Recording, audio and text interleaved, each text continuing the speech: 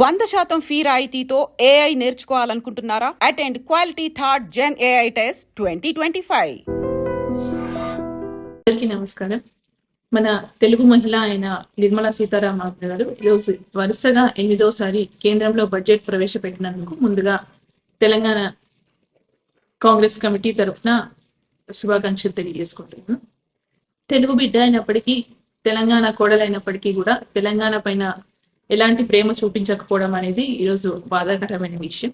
ఎందుకంటే కేంద్రం నుంచి ఈరోజు కేంద్రంలో ప్రవేశపెట్టిన బడ్జెట్ 50,065 లక్షల కోట్లైనప్పటికీ కూడా తెలంగాణ రాష్ట్రానికి ఒక్క పైసా కూడా ప్రత్యేక కేటాయింపు జరగకపోవడం అనేది నిజంగా చాలా బాధాకరమైన విషయం. ఈరోజు తెలంగాణ పైన కేంద్రం చూపిస్తున్న వివక్ష ఏంటో బడ్జెట్ లోని చాలా స్పష్టంగా అందరికీ అర్థమవుతుంది. బడ్జెట్ లో పెట్టిన నిధులన్నీ కేవలం బీహార్ కోసం, బీహార్ లో జరిగే అసెంబ్లీ ఎలక్షన్ కోసం మాత్రమే అనే విధంగా ఈరోజు మనకి బడ్జెట్ కనబడుతుంది. అయితే తెలంగాణ రాష్ట్రంలో ఎలక్షన్ల సమయంలో కావచ్చు, వివిధ సందర్భాలలో కావచ్చు, కేంద్ర మంత్రులతో పాటు ప్రధానమంత్రి గారు, తెలంగాణ రాష్ట్ర బీజేపీ నాయకులు ఎంతో మంది ఇచ్చిన హామీలన్నీ పక్కన పెట్టి ఈరోజు తెలంగాణ రాష్ట్రానికి కేటాయించిన మొత్తం చూస్తే ఈరోజు తెలంగాణకి మళ్ళొక్కసారి అన్యాయం జరిగిందనే విషయం చాలా స్పష్టంగా అర్థమవుతుంది. అయితే ఇవన్నీ పక్కన పెట్టి పార్టీలకు అతీతంగా తెలంగాణ అభివృద్ధి కోసమే కేవలం గౌరవ ముఖ్యమంత్రి గారితో పాటు బట్టి విక్రమార్క గారు, కేబినెట్ మొత్తం కూడా ప్రధానమంత్రి గారిని వెళ్లి తెలంగాణ అభివృద్ధి కోసం నిధుల కోసం రిక్వెస్ట్ చేసుకున్నప్పటికీ కూడా ఎలాంటి నిధులు కేటాయించకపోవడం తెలంగాణ పైన చూపించే చిన్న చూపుగా ఈ రోజు మనకి చాలా క్లియర్ గా అర్థమవుతుంది. అయితే పెద్దలు నిర్మలా సీతారామన్ గారు బడ్జెట్ ప్రవేశపెట్టే సమయంలో ఒక మాట అన్నారు. మన గురజాడ అప్పారావు గారి మాట, అంటే దేశం అంటే మట్టి కాదు, దేశం అంటే మనుషుల్లో అని. మరి అదే దేశంలో ఉన్న తెలంగాణ రాష్ట్ర ప్రజలు ఈరోజు కేంద్రానికి మనుషుల్లా కనిపిస్తలేరా, లేదా తెలంగాణ రాష్ట్రం దేశంలో లేదా అనే విషయం మాకు అర్థం కావట్లేదు. అయితే ఈరోజు కేటాయించిన ఇంత మొత్తంలో కూడా బీహార్కి కేటాయించడం, తెలంగాణకి రూపాయి కేటాయించకపోయినప్పటికీ కూడా మన తెలంగాణ రాష్ట్రం నుంచి కేంద్ర మంత్రులుగా వ్యవహరిస్తున్న ఇద్దరు, ఇటు కిషన్ రెడ్డి గారు కావచ్చు, బండి సంజయ్ గారు కావచ్చు, ఎలాంటి మాట మాట్లాడకపోవడం, దానిపైన స్పందించకపోవడం అనేది ఈరోజు తెలంగాణ బిడ్డలుగా వాళ్ళు సిగ్గుపడాల్సిన అవసరం ఉంది.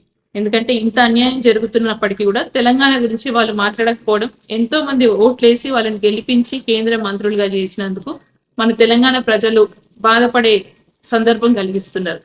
అయితే ఇదంతా ఒక ఎత్తైతే ఈరోజు తెలంగాణ రాష్ట్రం పైన చూపిస్తున్న వివక్ష దేనికంటే, తెలంగాణలో కాంగ్రెస్ ప్రభుత్వం అధికారంలో ఉంది. తెలంగాణ ప్రజలు కాంగ్రెస్ ప్రభుత్వాన్ని ఆదరిస్తున్నారు. కాంగ్రెస్ ప్రభుత్వం చూపించే సంక్షేమ పథకాలు కావచ్చు, అభివృద్ధి కార్యక్రమాలు కావచ్చు, వాటికి తెలంగాణ ప్రజలు మగ్ధులవుతున్నారు. రాబోయే కాలంలో బీజేపీ పార్టీని తెలంగాణలో భూస్థాపితం చేసే అవకాశం ఉంది అనే ఒకే ఒక కారణం వల్ల ఈరోజు తెలంగాణ పైన చిన్న చూపు చూపించడం అనేది నిజంగా చాలా బాధాకరమైన విషయం. అయితే తెలంగాణలో ఎన్నో అభివృద్ధి కార్యక్రమాలు ఇంకా పెండింగ్ ప్రాజెక్టులు కావచ్చు, మన రంగారెడ్డి ఎత్తిపోతుల పథకానికి జాతీయ హోదా కావచ్చు, అలాగే మన విభజన సమయంలో ఇచ్చిన కొన్ని హామీలు కావచ్చు, రైల్వే ప్రాజెక్టులు కావచ్చు, ఐటీఐఆర్ కావచ్చు, ఇలాంటి ఎన్నో ప్రాజెక్టులు కూడా ఇంకా పెండింగ్ లో ఉన్నప్పటికీ తెలంగాణ రాష్ట్రానికి మాత్రం ఈరోజు కేంద్రం ఇచ్చింది ఏంటంటే కేవలం గాడిద గుడ్డు మాత్రమే అని చెప్పుకునే విధంగా తెలంగాణ కేంద్ర బడ్జెట్ ఈరోజు మనకి స్పష్టంగా కనబడుతుంది.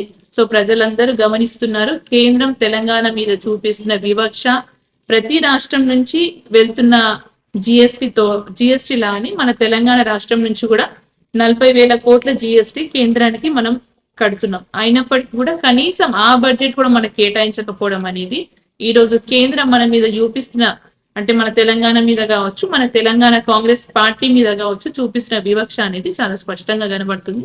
ప్రజలు మీకు సమాధానం చెప్పే సమయం కూడా అతి త్వరలో ఉంది. కానీ ఇప్పటికైనా మీరు మీ అభిప్రాయం మార్చుకొని తెలంగాణ అభివృద్ధి కోసం మీరు దోహదపడకపోతే ఖచ్చితంగా మీకు సమాధానం చెప్పే సమయం వస్తుందని మరొకసారి బీజేపీ ప్రభుత్వానికి డిమాండ్ చేస్తూ తెలంగాణ అభివృద్ధికి మీరు సహకరించాలని కోరుకుంటున్నాను.